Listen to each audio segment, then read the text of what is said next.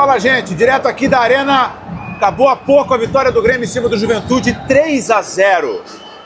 Carlos Vinícius lá dando entrevista, ele é o nome do jogo, fez os 3 gols. Carlos Vinícius fez algo que não acontecia desde a época do Suárez. Desde novembro de 2023, o Grêmio não tinha um jogador marcando 3 gols no mesmo jogo.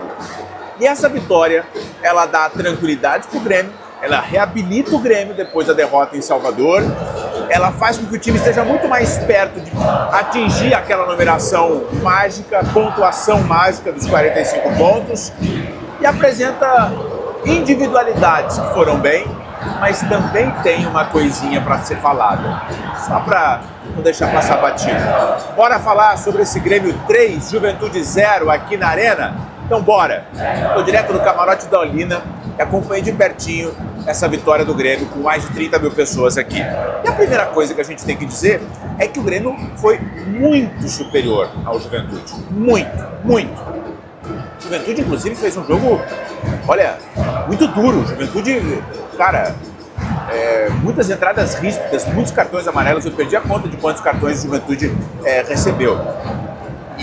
A postura do Juventude era uma postura de muita disputa. E muitas vezes, na disputa, o Juventude se perdeu e cometeu faltas muito duras, né? O Grêmio conseguiu rápido tomar as rédeas do jogo, começou a propor, né? E ainda no primeiro tempo o Grêmio foi já bem superior ao Juventude. O Juventude tem as limitações, o Juventude está indo para a Série B, o Juventude tem todos os problemas que a gente já sabe, e o Grêmio conseguiu, mesmo enfrentando esse adversário, com um jogo mais duro, com um jogo mais ríspido, o Grêmio conseguiu ser superior. E aí a gente olha assim, depois de uma derrota como foi a derrota pro Bahia, a gente percebe algumas coisas muito claras.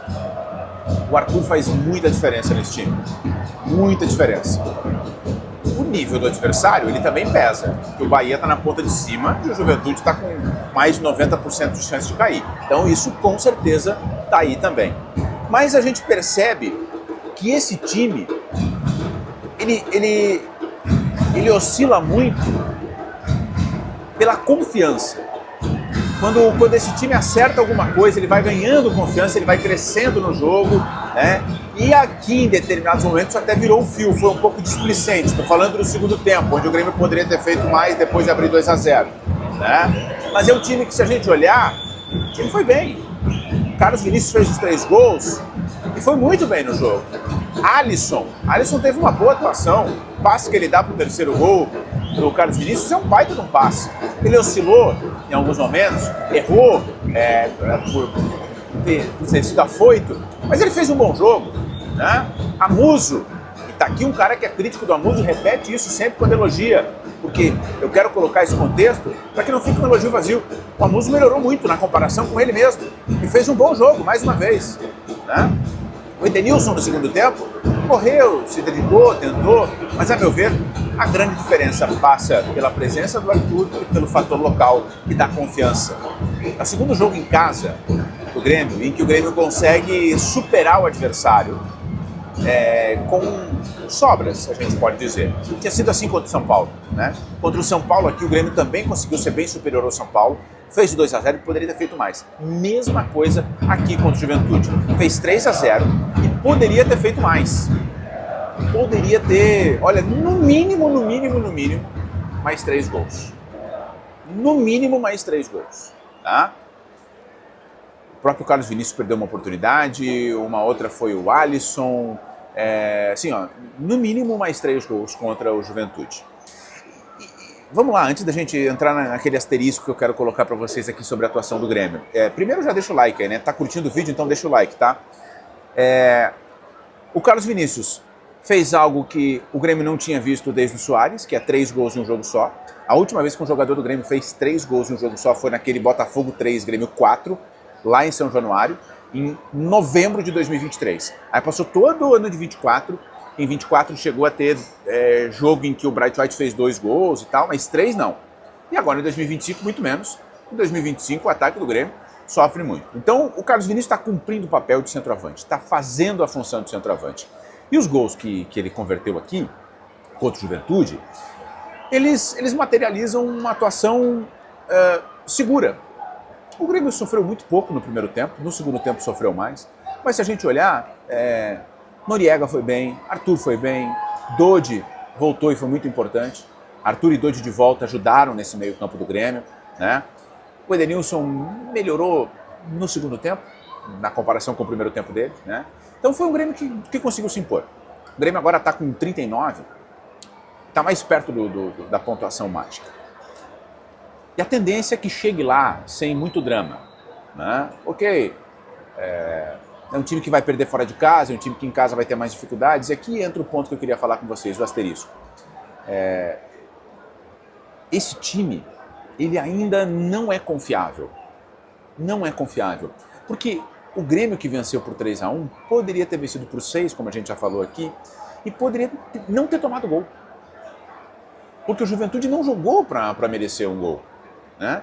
E aí, depois de criar tantas chances, de ser tão superior, de chegar na cara do gol com muita facilidade, de ter uma superioridade muito grande, de desperdiçar tantas oportunidades, o Volpi teve que fazer um milagre num chute de dentro da área. E antes teve um cabeceio que passou perto da trave. E depois teve uma bola na trave. Então, assim, esse time que foi tão superior ao Juventude, que amassou o Juventude, que fez 3, poderia ter feito mais, ainda assim levou um gol e viu o Juventude botar uma bola na trave. Então isso de alguma maneira mostra que, mesmo com a boa atuação do Grêmio, o Grêmio ainda não é um time confiável. Resumo, ganhou, Carlos Vinícius fez 3 gols, deu moral para ele, deu moral para o time, numa boa sintonia com a torcida e botou os 3 pontos na conta. É isso. É isso. Né? E olhar agora para o próximo jogo contra o Corinthians em São Paulo, quem sabe tentando alguma coisa, beliscar aqui, beliscar lá, um ponto e tal, para depois voltar para a arena e ver o que acontece. Mas é uma vitória que reabilita o Grêmio e que reabilita individualmente alguns jogadores. Eu teria colocado o Monsalve, né? Tá voltando, eu teria dado alguns minutos para o Monsalve, mas enfim. O Mano optou por uma gestão de grupo e colocou o Pavon, colocou o Cristaldo, colocou o Aravena. E aqui no camarote do Olina eu ainda brinquei com o pessoal do Olina dizendo, olha, o Mano tá dando um lembrete aí da realidade do Grêmio. Que em boa parte do campeonato o time tinha Cristaldo, Aravena e Pavon como as esperanças para conseguir um resultado. Agora a coisa mudou de figura e o Grêmio consegue essa vitória importante contra o Juventude. Comenta aqui embaixo o que te pareceu o jogo contra o Juventude e quem foi o principal destaque dessa vitória 3-1 em cima do time de Caxias do Sul. Beleza? Gente, por hoje era isso. Não te esquece, segunda, quarta e sexta de manhã, bem cedo, eu te espero aqui no canal com a nossa live, bem cedo pelo horário de Brasília, com informação, bastidores, aquela resenha, tá bom? Um grande abraço a todos, sabe como é que é, né? Aqui no YouTube. Chegou agora, seja muito bem-vindo, te inscreve aí, ativa as notificações e bora pra cima. Valeu, gente, até a próxima, tchau!